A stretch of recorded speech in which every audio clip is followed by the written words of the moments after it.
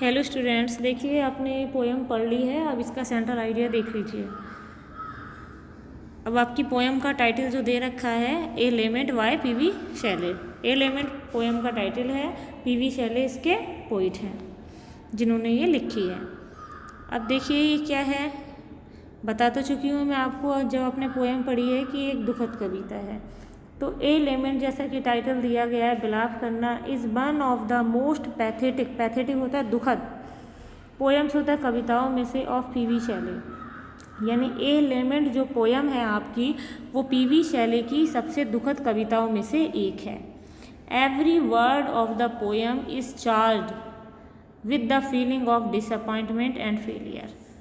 Every word of the poem, कविता का हर शब्द इस चार्ज भरा हुआ है विद द फीलिंग होता है भावनाओं से। किस चीज़ की भावनाओं से? डिसअपॉइंट होता है निराशा, एंड फेलियर होता है असफलता। यानी पोएम का हर शब्द असफलता और निराशा की भावनाओं से भरा पड़ा है। ही फील्स डैट, वह अनुभव करता है कि death is approaching him softly and gradually, कि मृत्यु धीरे धीरे उसके पास आ रही है। He is the lover of nature, वो प्रकृति का प्रेमी है। वट नाउ, लेकिन अब क्या हो रहा है? What now all is fainting away, लेकिन उसे अब ऐसा लग रहा है कि सब कुछ खत्म हो रहा है।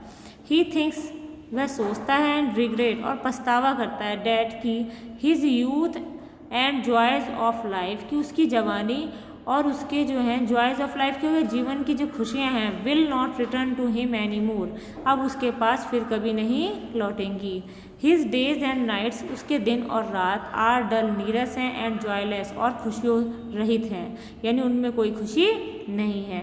ही इज़ इनकेपेबल, वह असमर्थ है, ऑफ एन्जॉइंग, अनुभव करने में, द ब्यूटी ऑफ नेचर, प्रकृति का आनंद, यानी प्रकृति की। अब वो कहता है वह प्रकृति की सुंदरता का आनंद लेने में असमर्थ है।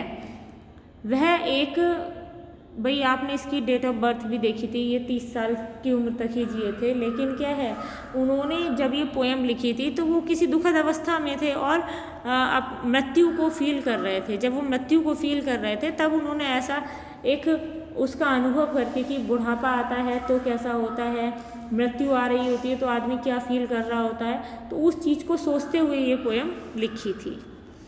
जैसे कि लास्ट लाइन में दे ही रखा है उन्होंने, he is incapable of enjoying the beauty of nature. और फिर क्या होगा भाई, जब ऐसी फीलिंग आएंगी तो प्रकृति की जो सुंदरता है उसका आनंद लेने में भी वह असमर्थ हो जाता है। तो इस चीज़ को दे रखा है।